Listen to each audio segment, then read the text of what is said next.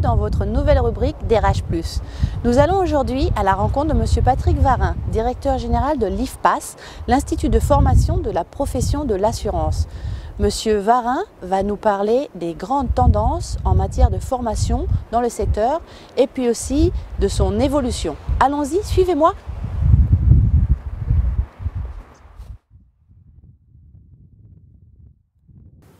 Monsieur Varin, bonjour. Vous êtes directeur général de l'Institut de formation de la profession de l'assurance.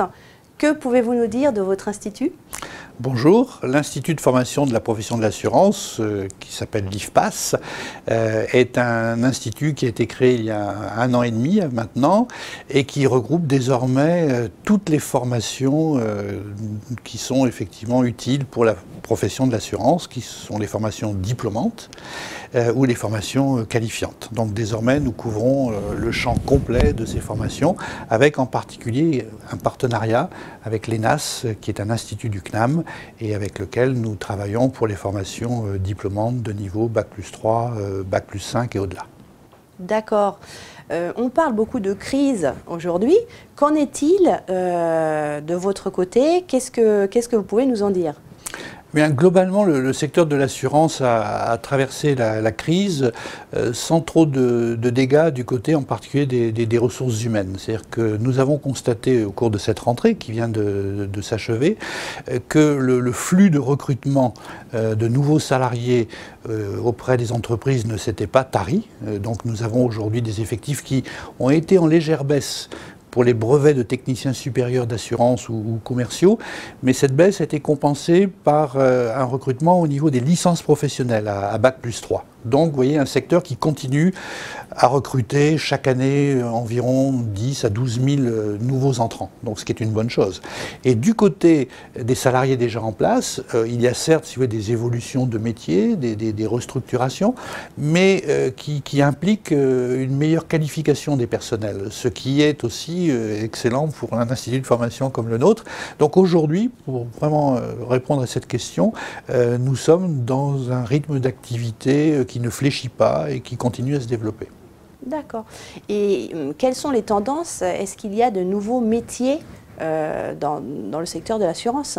Alors des nouveaux métiers, certes, puisque aujourd'hui l'assurance est très orientée vers le développement durable, vers la souscription en ligne, donc tout ceci implique des nouvelles compétences. Mais plutôt que de nouveaux métiers, je parlerai d'une orientation qui est de plus en plus marquée dans notre secteur, qui est l'orientation qui consiste à maîtriser la relation avec le client. C'est-à-dire qu'aujourd'hui, on voit dans nos formations monter la dimension comportementale, la dimension relationnelle, la dimension de l'attente des besoins du client. Et ça, c'est quelque chose qui est une nouveauté. L'assurance a été et reste, bien sûr, un métier très technique, très juridique, n'est-ce pas?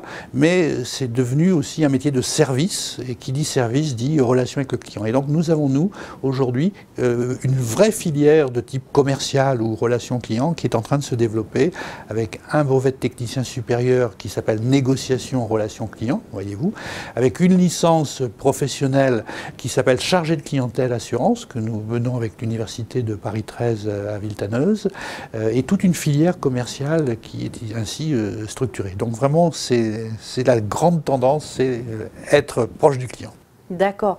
Les métiers donc, de l'assurance sont de plus en plus qualifiés et je crois d'ailleurs qu'il y a récemment de nouvelles lois qui parlent aussi de la loyauté. Voilà, dans cette logique de relation client, on voit que, par exemple, à la fois dans les compagnies d'assurance, mais qu'elles soient compagnies, mutuelles, de tout type, on voit aussi chez les courtiers d'assurance et chez les agents généraux la nécessité d'être de plus en plus professionnels face aux clients. Pourquoi?